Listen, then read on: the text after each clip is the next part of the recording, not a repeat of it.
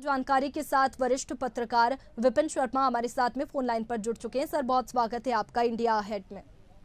धन्यवाद वैष्णवी जी। सर देखिए, जिस तरीके से राहुल गांधी दलित के घर पहुंचे, वहां पर उनके साथ में खाना पकाया, इसे एक तरीके से देख सकते हैं कि जिन राज्यों में चुनाव है दलितों को साधने की कोशिश बिल्कुल कर रहे हैं। जी निस्संदेह, देखिए कोई भी राजनीतिक दल मौका नहीं छोड़ना चाहेगा, और खास तौर पे जब चुनाव सर पे होते हैं और चुनावी बिगुल बज चुका होता है, तो यहाँ पर ये देखिए दोनों पहलू हैं कि पहली बात तो आप दलितों के घर जाकर उनके साथ खाना बनाने में हाथ बटा रहे हैं, उनके साथ खाना खा रहे हैं, बहुत अच्छा एक संदेश जाता है। वो अच्छी बात है, सराहनीय बात है, और नेताओं से ये अपेक्षा करी जाती है कि किसी तरह का भेदभाव नहीं होना चाहिए। आप सबको इंक्लूसिव राजनीति करें, सबको साथ लेके चलें, सबका विश्वास बनाकर चलें, तो ये बड़ी अच्छा संदेश है। लेकिन साथ साथ दूसरा पहलू ये भी है कि अंग्रेजी का मैं एक शब्द बोलूंगा कि ऑप्टिक्स, की आप जो दिखता है वही वो लोगों तक पहुंचती है बात। और सबसे बड़ी बात है कि ये सारे राजनीतिक दलों पे बात लागू होती है। तो जब चुनावी मौसम आता है तो, और अगर हम पीछे कुछ वर्ष जाएं, बड़ी जरूरी बात मैं बोलूंगा अब कि मैं चाहता हूं दर्शकों तक ये बात भी पहुंचे, क्योंकि पहले बोला जाता था कि जब चुनावी मौसम आता है तो नेता मंदिर मस्जिद जाना शुरू कर देते हैं, जिसको मंदिर हॉपिंग बोलते हैं। तो वहां पर अब, क्योंकि यहाँ पर अगर राहुल गांधी जी की बात करें तो ये अच्छी बात है कि जनता को जनार्दन समझते हुए, और खास तौर पे दलित भाइयों के घर जाकर अगर ये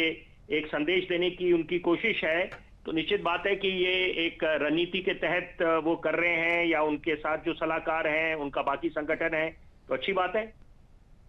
बिल्कुल विपिन जी, जिस तरीके से बात करें तो एक बार फिर से राहुल गांधी की न्याय यात्रा शुरू होने जा रही है। अगर लोकसभा चुनाव की बात करें तो काफी बेहतर प्रदर्शन, पिछले चुनावों से बेहतर प्रदर्शन इंडिया गठबंधन का रहा था। अब ये न्याय यात्रा एक बार फिर से शुरू हो रही है, तो ऐसे में किस नजरिए से आप देखते हैं, कितना असर इसका लोगों में देखने को मिलेगा? जी, आपका सवाल बहुत अहमियत रखता है वैष्णवी जी। और देखिए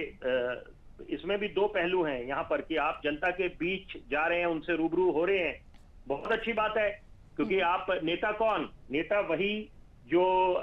जनता के बीच जाए और एक्सेसिबल हो। मतलब ऐसा नहीं कि जनता को आप संपर्क करना चाहें और नेताजी आउट ऑफ रीच हो, जैसे मोबाइल का नेटवर्क कभी कभी out of reach, out of network हो जाता है। तो leader has to lead by an example, और लीडर वही होता है, नेता वही होता है जो एक उम्मीद की किरण दे अपने काडर को भी, अपने संगठन को भी, और जनता को भी, एक आम आदमी को। तो वही कर रहे हैं। लेकिन दूसरा पहलू ये भी है, क्योंकि हम पत्रकारों का काम है कि हम लोग सारे पहलुओं को उजागर करें यहाँ पर, और ये क्योंकि बातचीत जब होती है तो बिल्कुल सारे पहलुओं को आगे लेके आना चाहिए, ताकि दर्शकों तक सारी बात पहुंचे, उनको अच्छा एक उनको समझ आ सके कि जब हम आंकलन कर रहे हैं। देखिए न्याय यात्रा की बात करते हैं और संविधान की बात करी, 2024 के चुनाव निस्संदेह यहाँ पर कांग्रेस का बड़ा अच्छा प्रदर्शन रहा है, क्योंकि अगर हम 2014-2019 के लोकसभा के नतीजों से इसकी तुलना करें तो बहुत बेहतरीन कमबैक करा है, वापसी करी है कांग्रेस ने। लेकिन दो बातें हैं बड़ी जरूरी, क्योंकि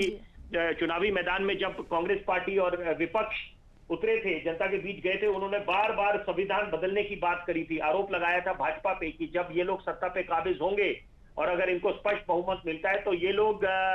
इनके इरादे नेक नहीं है, ये लोग संविधान बदल देंगे। लेकिन यहाँ पर उसमें मुझे लगता है कि थोड़ा विरोधाभास ये है कि उसमें कॉन्ट्रडिक्शन है, क्योंकि यहाँ पर एक तरफ आप बात करते हैं कि भाजपा संविधान बदल देगी, वो तो बिल्कुल इस बात को सरे से खारिज करते हैं कि हमने कब बोला कि हम संविधान को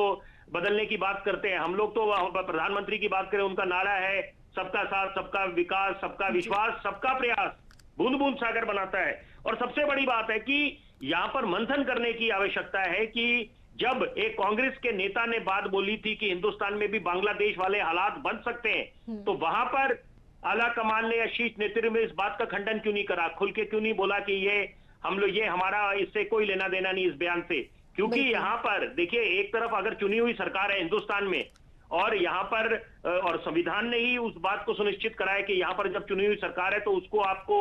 बिल्कुल सर्वोपरि मानना पड़ेगा, और आप विरोध कर सकते हैं सरकार की नीतियां, वो बिल्कुल लोकतांत्रिक तरीका है। लेकिन यहाँ पर अगर कोई ये बात ऐसी बोलता है कि यहाँ पर हिंदुस्तान में बांग्लादेश वाले हालात बन जाएंगे, तो मुझे लगता है कि यहाँ पर तो एक स्वर में स्वर मिलाकर इस बात का विरोध होना चाहिए कि आप कैसे एक दिन हम मुमकिन करने नहीं देंगे, ये चीज मुमकिन नहीं है। और सबसे बड़ी बात है राष्ट्र सर्वोपरि भी। और यहाँ पर चुनौतियां बेशुमार है हिंदुस्तान के सामने। कुछ मुद्दों जो राष्ट्र हित के होते हैं, राष्ट्र निर्माण से जुड़े, जनमानस से जुड़े, वहां मुझे लगता बिल्कुल, है जिस कि तरीके से आपने कहा कि राष्ट्र सर्वोपरि